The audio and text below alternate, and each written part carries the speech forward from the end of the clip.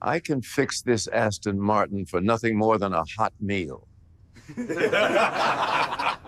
The line rang out in a showroom that gleamed like a cathedral of steel and light. Laughter cracked across the room, sharp as a whip. A young salesperson sneered and jerked his chin toward the door. Polished price placards reflected luxury in every angle. His shirt pocket, however, was empty. He offered a trade labor for a meal, and they treated it like a joke. His name was Jack Riley, a black veteran in a threadbare coat, a drifter with hands that still remembered what the country had forgotten. But engines have memories too, and tonight when the machine's voice rose from ash, the room would fall silent, because the man they mocked, the hungry ghost, was a legend that had never truly faded, only just beginning to write his story again. Underscore, underscore, underscore, underscore, underscore, underscore, underscore, underscore, underscore, underscore, underscore, underscore, underscore, underscore, underscore, underscore. Outside rain hammered the rooftops like a drumline, and a cutting wind scoured the corners, carrying the first breath of an oncoming storm. Jack stood across the street, staring at the warm gold glow of Prestige Motors, a showroom grand as a church. Folks called him Old Jack, the man who talked to engines. What they didn't know was that he listened to what the engines whispered back. Sheets of rain slanted down his thin coat, clinging to his gaunt frame, but he didn't mind. Pale blue eyes like a sky at dusk stayed fixed on the chrome and mirror-lacquered paint inside. Once he'd commanded men and machines. Today the only thing he still commanded was the faint tremor in his hands and the hollow roar in his belly. He drew a long breath, cold air slicing his lungs, and crossed the street. Inside, buttery light washed over cars worth more than a middle-class home. A young salesman, still smelling of teenage years, looked up from his phone. A film of contempt slid over his face. "Can I help you?" The tone made clear he had no intention of helping.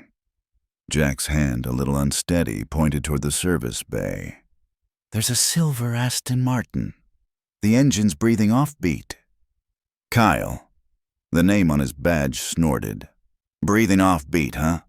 Sir, our mechanics are the best. They know what they're doing." He stepped forward discreetly, angling to usher the old man out. "No," Jack said, eyes never leaving the service bay. "I'm not here to buy a car. I'm here to fix one. All I'm asking for is a hot meal." Only then did his gaze meet Kyle's, an old gaze carrying what the young man could not yet understand, an entire life of experienced memories where blood and motor oil wove together. Kyle studied him a beat, then burst into laughter. The sound echoed cruel, pulling two co-workers into the chorus.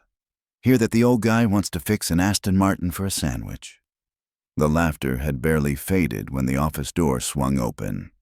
The dealer, Mr. Abernathy, heavyset in an expensive suit, stepped out. He frowned. "What's going on?" Kyle jerked his chin at Jack. "A drifter wandered in. Says he can fix Mrs. Davenport's Aston Martin in exchange for a hot meal."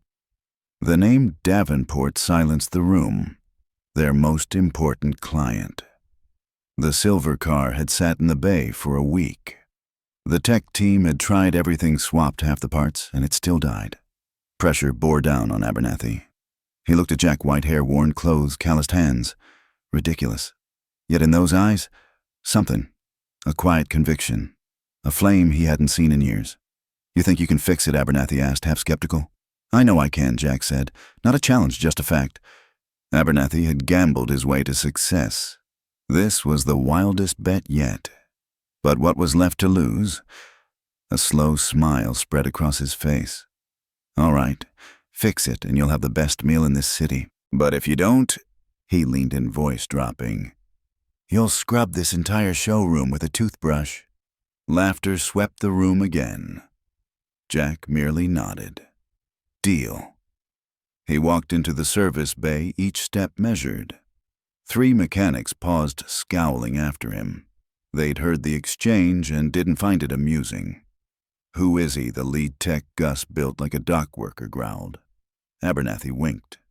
"Your new consultant." Gus raked Jack up and down with open disdain. "You're kidding us, right?" Jack didn't answer. He headed straight for the Aston Martin, still magnificent, though its steel heart was failing. To him, it wasn't a broken car. It was a fading life, waiting for a pair of hands that knew how to call it back. He set his palm on the cool metal of the hood, eyes closing as if in a small prayer. The mechanics smirked at each other. "What's he doing?" one whispered. "Praying to the car gods," another snickered. Jack opened his eyes. He didn't need to read diagnostic printouts or stare at the array of modern sensors laid out around the Aston. He'd heard enough in the ragged idol they'd tried from across the street. "Fuel pump," he said evenly. "It's not original. You replaced it with a modern unit, but you didn't tune it to the old specs. The pressure is all wrong." Gus gave a hard little laugh. "We checked the pump. It's pumping." Jack nodded. "You checked whether it moves fuel, not whether it moves it right? That's the difference."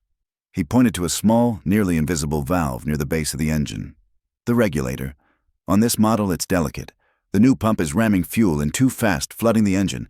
It's drowning." The three mechanics glanced at one another, then leaned in. They began to see what they'd missed. They'd relied on laptops, digital spark maps, and sensors, forgetting the mechanical finesse of the original design. A heavy silence fell over the bay. Gus' pride stung ground his teeth. How would you even know? Jack's eyes shifted to his forearm. A blurry tattoo, the mark of a long disbanded unit. Let's just say. His voice dropped rain-soft. "I spent time with old soldiers, and this car's a veteran too. It deserves respect, not a handful of mismatched replacements." He took a wrench. The shaky hands went suddenly sure. "Now, hand me that flathead and I'll show you." For an hour, the shop stayed quiet. Only metal touched metal, slow, precise. Jack worked with total focus movements, economical and smooth, the trace of a lifetime's practice. The jeers faded. The men only watched, eyes wide, pride sagging. A master was at work. At last, Jack stepped back and wiped his oil-darkened hands. "Started," he said. Gus slid behind the wheel unwillingly. He turned the key. Whump! Then a rich, even rumble. The sound rolled across the concrete and thumped in every chest. For a week, the bay had not heard that voice, the heartbeat of a machine returning to life. From a distance, Abernathy approached, face stiff with disbelief. He looked at Jack at the car, then back to Jack. How did you do that?" The old man only smiled, faintly said, "I listened. I just listened to what it wanted to say." Abernathy led Jack to his office mahogany desk. Glossy black leather chairs, framed photos of mid-tier celebrities. Jack wasn't impressed. He'd stood in rooms where a nation's life hung by a thread. Compared to those, this was small. "I don't know who you are," Abernathy said, gesturing to a chair, "but you're a genius, a real one." A quick glint flashed in his eyes, not only for the revived Aston, but at the profit calculus dancing in his head. "I'm just someone who knows how to talk to engines," Jack said. He remained standing, as men do when a lifetime has taught them caution. "Talk to engines, huh?" Abernathy laughed. "No, you're an artist, and me, I know art. I have an offer." He leaned in. A room in back, 3 hot meals a day, a small stipend. "In return, you work for me, take the cars my team can't touch." For Jack, it was more than he'd had in years, a roof, food, and a purpose. It was also a cage. Gold-plated, but still a cage. He looked through the glass.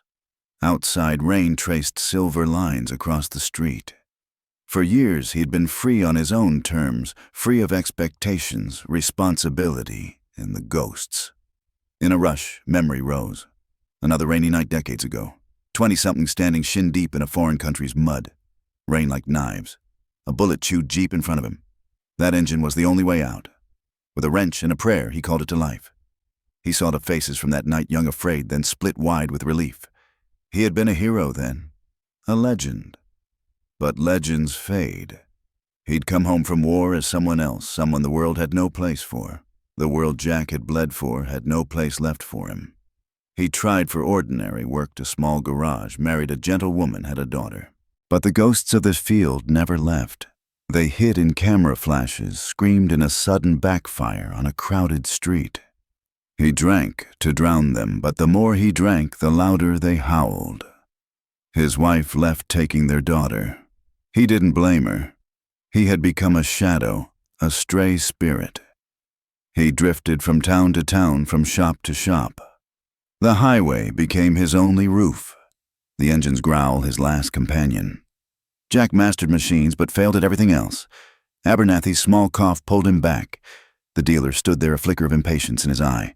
"Well, Jack, do we have a deal, Jack looked at his hands, old scarred, still capable of miracles. Maybe. It was time to bring himself back to life. "I have one condition," Jack said. Oh, Abernathy arched a brow. "I don't need wages. I want a room, 3 meals. And a car." Abernathy burst out laughing. "A car, my friend, prove your worth, and you can pick anyone out there." "No." Jack shook his head, pointing to the dark corner. "I want something unwanted, abandoned. What everyone's given up on?" Abernathy narrowed his eyes, intrigued. "Why choose a heap like that?"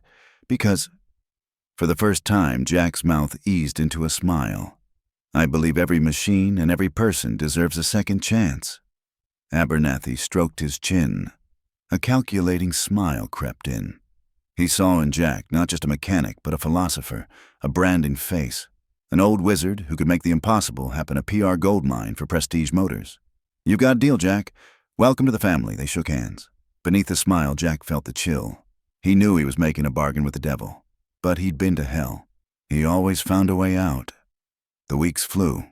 Jack got a small windowless room at the end of the Bay Plain, but dry and warm. 3 hot meals from a diner down the block, greasy but steaming. And his car, a rust-scarred 1969 Mustang, bent and forgotten. People thought Abernathy had lost his mind. Then rumors spread at Prestige Motors an old black man could talk to engines. The city showed up with rolling corpses no shop would touch. With oil-blackened hands and a quiet heart, Jack brought them back one by one. No fancy devices, he just listened the engines wheeze, the drive shafts protest, the suspensions sigh. And he understood. For the first time in years, Jack had purpose. He had respect. He had a home. He found a simple joy. The ghosts didn't leave, but they retreated quieter, until a new ghost walked in. She was young, about the age his daughter would have been, hair like flame, a resolute jaw, eyes heavy with knowledge of the world. She drove a battered pickup, belching black smoke. She approached, one hand buried in a jean pocket. "You're Jack, right?" Her voice trembled. "That's what they call me," Jack said, wiping his hands. "They said you can fix anything. I can try." She hesitated, then blurted, "Can you fix a broken heart?" Jack studied her a long time. In her eyes, he saw his own pain and the shadow of the child he'd left behind. "I'm not sure about hearts." His voice snagged. "But let me look at your truck." As he worked beneath the hood, she told her story. Her name was Sarah, a journalist. She was reporting on homeless veterans, the ones the country forgot. She'd heard of Jack from other drifters, they called him a ghost, who'd gone to hell and come back. She didn't know his past, the medals, the lives he'd saved. To her, he was an old man in a grease-stained suit, deft with his hands. And as she spoke, Jack realized he'd been handed a second chance, not just to fix a vehicle, but to mend his life. To face the old ghosts and finally tell his story. The pickup, neglected and abused like him, groaned beneath his hands. But as each filter cleared and each tired part was replaced, a peace he hadn't felt in years settled over him. He wasn't merely fixing a motor. He was closing a wound that had bled inside him for decades. When he finished, the engine purred like a soothed cat. Sarah's eyes went wide. "How did you do that?" Jack's eyes softened. "I listened," he said. "Just listened." She held out money. He shook his head. "Don't pay me. Tell my story." "No, tell the story of all the soldiers left behind. That's payment enough." Sarah nodded hard, promising. As the truck hummed smoother than it had in years, and she drove away, a spark of hope flickered in Jack's chest. Maybe, just maybe, this time he could find his way home. But the road home is never easy. And Jack's past was about to crash in. That silver Aston Martin he'd revived that first rainy night wasn't just any rich client's car. It belonged to Eleanor Davenport, the wife of a retired general. And General Davenport had once known a prodigy mechanic at war. A sergeant named John Jack Riley listed missing during a recon op and declared dead over 40 years ago. The general, who had lived by precision, listened as Eleanor described the homeless old man who touched her car and diagnosed it at a glance. She sipped tea in their elegant sitting room. He called himself Jack. Quiet, sad eyes. But those hands, George, you should have seen them. They moved like they were born knowing exactly what to do. The name Jack pricked the general's memory. He'd had a Sergeant Riley, the battlefield wizard who resurrected dying machines under fire. Riley vanished in an ambush, leaving a blown-tire Jeep sagging in mud. No one survived. Davenport himself had written the condolence letter. One of the hardest things he'd ever done. He shook it off. Coincidence, surely. Then, days later, the final puzzle piece slid into place. Sarah's story ran in the Sunday Human Interest section. Not the front page, but the headline snared the eye, "The Ghost in the Machine, a Veteran's Second Chance." She wrote about an old man named Jack, his quiet dignity, his near-supernatural feel for engines, and his only request, tell the stories of the forgotten soldiers. She didn't know his last name or his medals. She captured his soul in stead hands that listened to metal eyes holding a universe of sorrow. Davenport read it over coffee. The accompanying black-and-white photo was grainy Jack leaning against the rusted Mustang, half his face in shadow. But on his forearm, the faded tattoo of the 173rd Airborne, the general's old unit, was unmistakable. The cup rattled in his hands. It was him, Jack Riley, alive. After all these years. News erupted. Big outlets swarmed. Homeless hero legendary Sergeant Jack Riley found. After 40 years, the headlines bloomed. It was a story too perfect to ignore redemption, forgotten valor, the stubborn light of the human spirit. Reporters flooded Prestige Motors. Cameras and mics thrust in Jack's face. "Where have you been? Why hide? How does it feel to be called a hero?" Jack staggered. A man who had lived in shadow was dragged into the brightest glare. He retreated to the safety of murmuring engines. He refused interviews, letting Abernathy speak for him. Abernathy soared. Prestige Motors became the most famous dealership in the country. Sales exploded. He milked the story dry, painting himself the benefactor who discovered a hidden genius. He trademarked Auto Whisperer t-shirts, coffee mugs, even a line of car care products. Money poured in. Jack saw none of it. He didn't care. He wanted a small room, 3 hot meals, and the steady hum of machines, proof he still existed. He kept fixing the lost causes, making order out of steel chaos, while his life slipped into a different kind of chaos. Then she appeared. Jack was bent over the Mustang, his private sanctuary, patiently sanding a rust blister on the fender. He felt a shift of air, looked up. In the bay doorway stood a woman in her early 40s. Red hair, like in his memory, that firm chin, and eyes sad yet bright with resolve, like Sarah, but older, heavier with life. In her eyes there wasn't only sorrow. There were a lifetime of questions, a whole universe of loss. "Dad?" Her voice broke. The file in Jack's hand clattered to the floor. He hadn't heard that word in 40 years. He hadn't seen that face since it was a child's. Elizabeth, his daughter, the one he'd left behind. He rose, his old body creaking. He wanted to run to her, to apologize, to hold her. But his legs were shackled. The ghost flooded back, drunk deserter failure. A father who walked away. How dare he ask forgiveness? Elizabeth stepped closer, eyes brimming. "I thought you were dead." She choked. "They told me you were dead." "I was dead." Jack trembled. In another way. The reunion wasn't a warm embrace. It was a storm.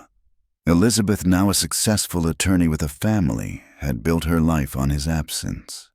This sudden reappearance was an earthquake threatening her foundations. She'd seen the news, the photos. The man the world called a hero who, to her, was only a ghost, in fading pictures, a man her mother had loved and hated. They sat for hours, their words snagging on sharp, aching silences. Jack told the war what he'd seen in her, the ghosts, the years he ran. No excuses, only truth. Elizabeth spoke of a childhood shaped by emptiness, the slow burn of anger. Finally, she asked the only question that mattered. "Why didn't you ever come back?" Jack looked at his hands capable of reviving machines, incapable of mending a life. I didn't know how he whispered. "I was broken. I thought you'd be better off without me. I thought I'd never be whole again." "That wasn't your decision to make," Elizabeth said, voice steel cold. The words pierced deeper than any bullet. She was right. The meeting ended unfinished. Elizabeth left a photo of her 2 boys' grandsons he'd never met and a promise to call. Small, fragile, but hope nonetheless. In the days that followed, Jack felt a change. The ghosts remained, but now they weren't just fallen comrades. They were the family he'd lost. And for the first time, he wanted to face them, not flee. He poured himself into the Mustang. Each dent hammered smooth, each rust spot erased not just repair, but penance. He wasn't merely restoring a car. He was trying to stitch together his soul. Abernathy smelled only money. One morning he barged in with a glossy deck. "A reunion tour," he crowed. "We'll drive the Mustang across America, the story of a father and daughter reuniting over a classic car. It practically writes itself." Jack looked at the deck, then at the hungry face pitching it. His whole life he'd been someone's pawn of the army of the bottle of Abernathy. He'd been a ghost, a legend, an auto-whisperer. He'd never been himself. The pages crumpled in his hand. "No." Abernathy blinked. "No, what do you mean, no? This car isn't for sale, and neither am I." Jack walked to a small, battered wooden box and opened it. Inside, on faded velvet, a Purple Heart and a Distinguished Service Cross, medals he'd never shown because he never felt worthy. He placed them in Abernathy's hands. "Here, call it a down payment." Abernathy froze. He knew their value, not in dollars and blood and lives and history etched into metal. Not money, Jack said, voice steady and deep, but something rarer, sacrifice blood memory. A down payment for what Abernathy rasped barely above a whisper. Jack looked at the Mustang, the gray primer on old steel like the first gleam of new hope. "For my freedom, I'm buying myself back." Abernathy bowed his head, palms heavy with medals. For the first time, the greed in his gaze dimmed, replaced by something rare, respect, even shame. He had priced cars workers' depreciation down to the last bolt, but this currency courage he had never known how to count. "What is this?" he murmured. "A debt long overdue," Jack said. "I ran for 40 years. Booze hid me, then these walls hid me. You gave me a roof, a job when I had nothing. I won't forget. But don't mistake this, you didn't save me. You caged me again. Softer, yes, but I'm done being caged. So, you're leaving." Abernathy's voice snapped back to business, panicked at losing the golden goose. "No," Jack corrected, "not yet. One last proposal." He pointed to the Mustang. "I'll finish it. The finest car ever to roll out of here, a masterpiece. When it's done, it's yours. In return, I want 3 things. First, clean title for Sarah's old pickup. Second, enough parts and tools to start a small shop. Basic, nothing fancy. Third, I walk. No contracts, no ads, no more stories. Tell the world I retired, moved in with family, spin it how you like. From that day on, my story is mine. A perfect gambit." He wasn't just buying freedom, he was selling a legend. The master's final work before vanishing into myth. Abernathy grasped the value instantly. Better than any reunion tour because it had gravitas, a sense of closure, and it would make the Mustang priceless. "And the medals?" Abernathy asked, still holding the Purple Heart and the DSC. "A gift," Jack said. "So you remember, there are things you can't buy." Their eyes met. For the first time, Abernathy saw not a beggar, but a general negotiating his own terms of surrender. "We have a deal." Abernathy nodded, offering his hand. This time the handshake wasn't master to servant, but 2 men meeting as equals. The next month felt like a private monastery. The press, the flashbulbs, the noisy curiosity faded. The bay became a sanctuary. Jack poured his soul into the Mustang. Every hammer tap, every torqued bolt was a step on a bridge toward atonement. The mechanics watched in silence now, not mocking, only in awe. He wasn't assembling a car. He was breathing spirit into steel. Elizabeth began to visit. At first, just minutes coffee, a sandwich, and awkward conversation in the scent of oil. Slowly, she told him about her boys. Mark, quiet, bookish. Luke, restless, tearing things apart to see how they worked. "He's like you," she said with a sad smile. Jack's heart clenched. A lifetime he'd missed, blood of his blood to whom he was a stranger. He started saving little treasures, a polished old carburetor, a set of vintage plugs, restoring and explaining as he went, hands like a surgeon's. Through the language of engines, he tried to speak to a daughter he didn't know, reaching toward grandchildren he'd never met. The wall between them cracked. Elizabeth began to see not the ghost of her childhood, but a man strong, remorseful, determined. Jack saw a proud, brilliant, compassionate woman despite him. One afternoon, as Jack fitted the last piece of the Mustang's engine, Elizabeth brought her boys.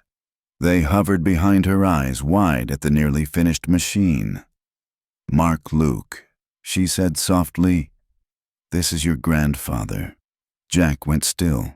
He wiped his hands, then sank to one knee, old joints popping. The boys studied him, eyes curious, as if peering straight into his chest. In that moment, Jack understood this was the most precious machine he would ever tend a family, learning to run again. He looked into their bright faces and saw his own long-ago gaze. His voice thickened. "Hello?" Luke, the younger, stepped forward, little fingers smudged with grime pointing at the Mustang's heart. "How does it work, Grandpa? How did you make it run?" Jack Riley, the man lost for 4 decades, had finally found the road home. He bent toward them and began to speak in a warm, low voice about the miracle of combustion, how a tiny spark can compose a symphony of power. He didn't talk horsepower or torque. He talked breath and heartbeat. He wasn't teaching mechanics. He was passing on a legacy. When the Mustang was finished, it wasn't a car. It was art. Body in fathomless black, polished like glass. Chrome trim singing under fluorescent light. But the true wonder lay beneath the hood, a metal heart beating in harmony, every part in perfect step. When Jack turned the key, it didn't roar, it sang. A deep, complete anthem that vibrated through the concrete. Abernathy hired a pro photographer. Word of the auto whisperer's final work seeped into collector circles. A Japanese buyer floated a breathtaking number. For Abernathy, a pinnacle. For Jack, a ransom paid for his soul. His true treasure stood at the bay door, Elizabeth, Mark, and Luke. After the shoot, Jack handed Abernathy the Mustang keys. "We're done." Abernathy nodded and passed over another ring of keys and a thick envelope. Title for the pickup and papers for an old derelict garage at the edge of town. "Consider it a bonus for those medals." For once, his voice went husky. "Good luck, Jack." "You too," Jack said, turning away. He stepped out of the showroom glare past rows of soulless luxury, leaving the Mustang behind without a glance. Outside, honey-colored dusk poured over the roofs. His family was waiting. He had a battered pickup, an old toolbox, and a shabby garage. To the world, he was broke. Seeing his daughter and the boys in sunset gold, Jack Riley knew he was the richest man alive. Freedom, though, is complicated. He'd bought himself back from Abernathy, but he couldn't erase the legend the world built. The gifted garage wasn't the quiet he'd imagined. People came, not reporters, but the lost. An old woman whose only possession was a clattering sedan, her lifeline to the world. A young man who blew his last dollars on a wreck. A single mother whose failing minivan threatened both her jobs. They came not just for his skill, but for hope. The man back from the dead. The one who could fix the unfixable. He never charged much. Sometimes a hot meal, sometimes a promise to pay kindness forward. Jack's garage became a different kind of dealership. It didn't run on money. It ran on goodness. With each revived engine, each life stitched together, the shattered pieces of his soul knit closer. He'd found meaning, not glory, not cash, but the simple joy of turning broken into whole. Life settled into a new rhythm, even as a properly timed engine. The little shop he named plainly Second Chance. No sign, no ads.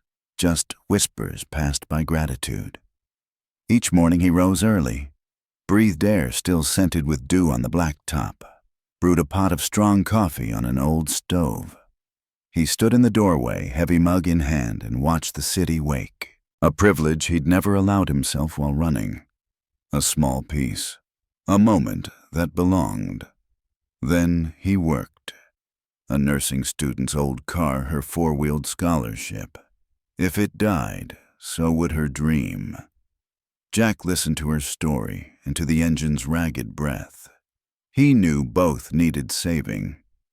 With every hammer tap, every bolt snugged, every engine catching, he found what he chased for years, a home, a family, and a soul patched from ruin. When he finished, he didn't just return a smooth-running car. He showed the young woman how to check oil and tire pressure, handing her a little control in a fearful life.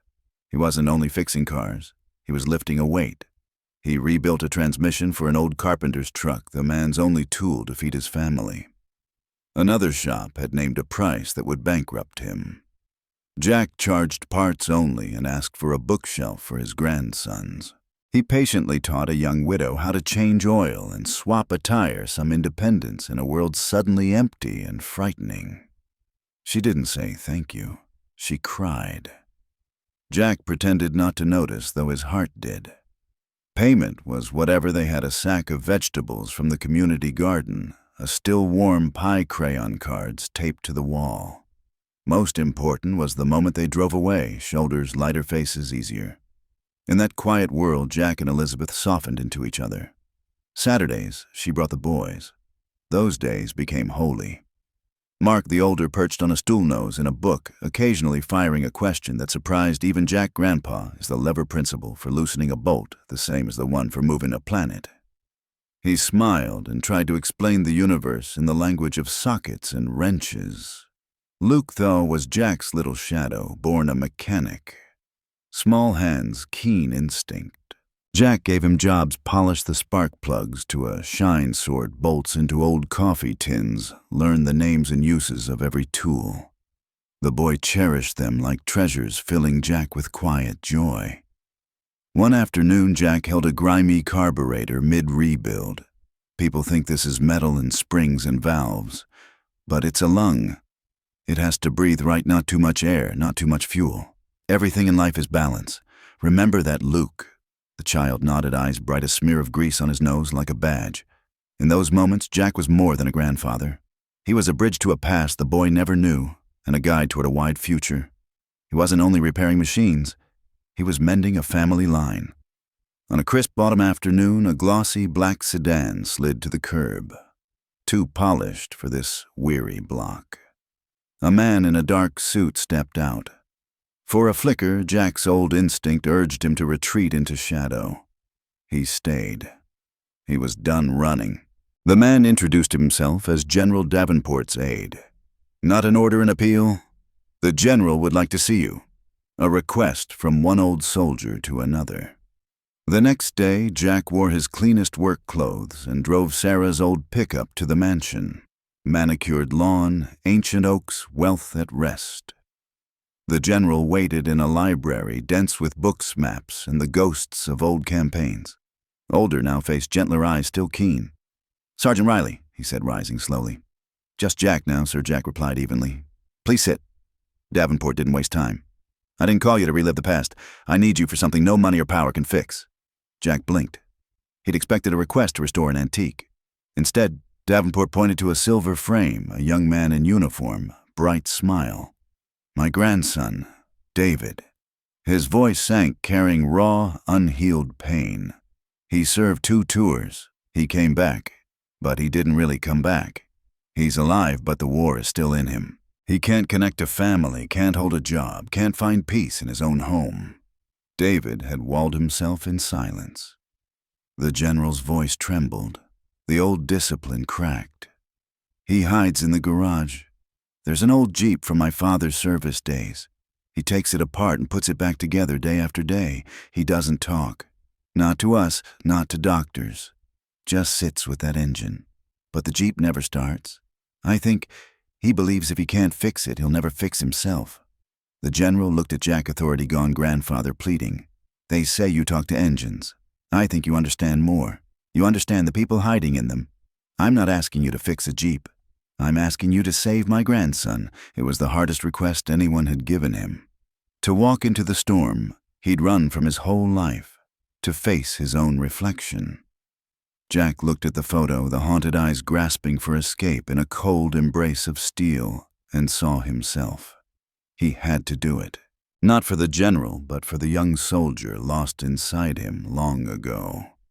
The next morning, Jack put on a simple, clean shirt. Not the shop suit. He came not as the auto whisperer, but as Jack.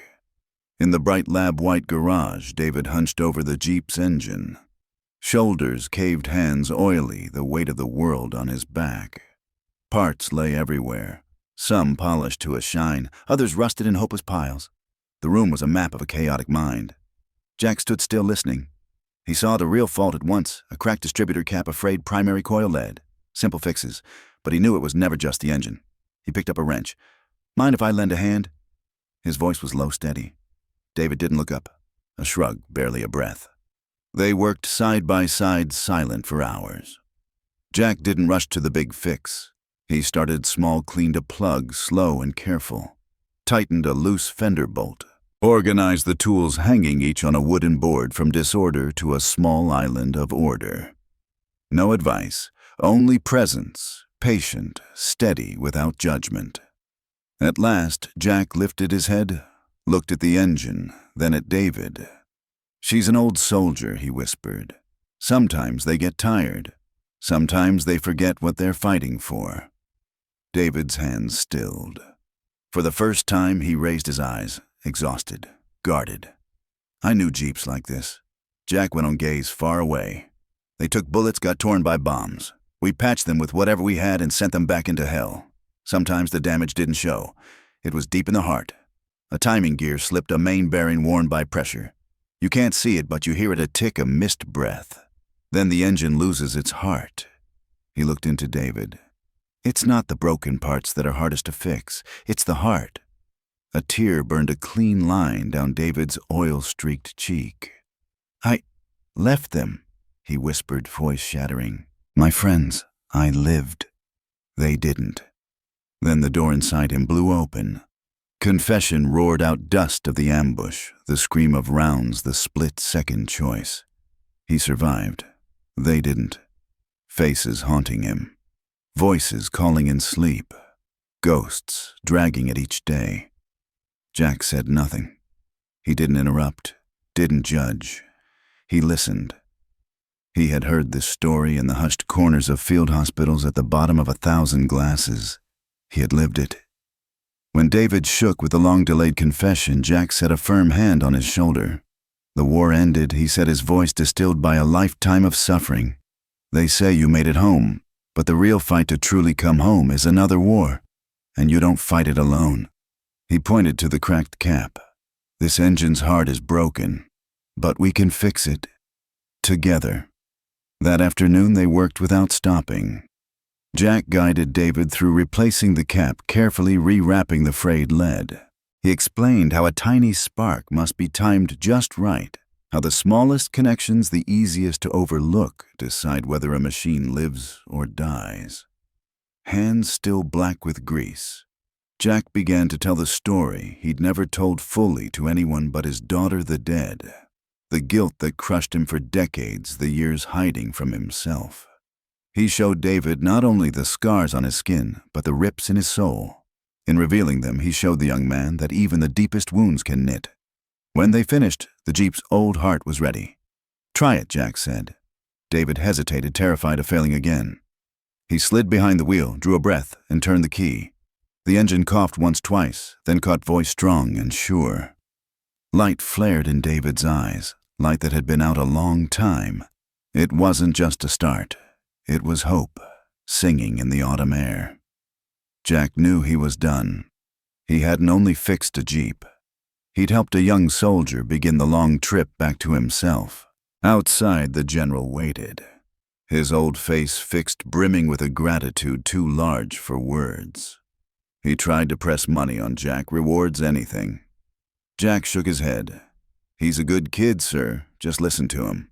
That's all." Jack returned to the little shop where he'd found peace. No press, no medals, no glory. He didn't need them. He'd found something better quiet. Weeks later, another pickup rolled in. The engine ran smooth, steady. The driver was David, clean-shaven now, eyes clear-stride firm. He held a small carved wooden box. "I made this for you," he said, handing it over. Inside lay a vintage watchmaker's toolkit gleaming on worn velvet. "My other grandfather used to fix clocks," David said, smiling for real at last. "He taught me that everything is just finding the rhythm again after it stops. I thought you'd get it." Jack looked at David and saw both past and future, the young man he'd been and the man David was becoming. The circle closed. That evening, sunlight threw long shadows across the concrete. Jack put tools away. Elizabeth and the boys would arrive soon. It felt like he could already smell dinner on the breeze. A small sound. He looked up. In the doorway stood a skinny boy in torn clothes, eyes filled with that familiar hunger. He glanced at a broken motorcycle in the corner, flat tire snarled chain. Then back to Jack. "Sir, could I fix it in exchange for a meal?" Jack stopped. For a heartbeat, he saw himself the rain-soaked ghost outside the bright showroom. But the man in the garage now wasn't a ghost. He stood straight, steady, whole. He smiled a true smile that softened the lines in his face, making those gray-blue eyes glint like late winter sky. Jack picked up a clean rag and tossed it to the boy. "Son," he said, warm and firm, "you don't have to fix to earn a meal. But you can fix it with me, and then we'll eat together." There are cars that seem dead and only need a hand that knows how to listen to find their heartbeat again. And so it is with people the world has forgotten. Give them a chance, and they rise steady, stronger than before. To those who live by pride, he looked like a ragged old man. But the truth was, this inside him lay a treasury of skill, sacrifice, and dignity money could never buy. Once more, the world reminds us that a person's worth isn't in their clothes or their wallet, but in their heart, their will, and the light they pass on. And Jack Riley, the man once dismissed as a shadow, proved one thing: even the most shattered lives can become a symbol of hope. What do you think of this story? If you met someone who seemed to have nothing, would you offer them a second chance? Share your thoughts in the comments, because sometimes your answer could be the spark someone needs to begin again. And don't forget to like, share, and subscribe so you won't miss the next story that moves you.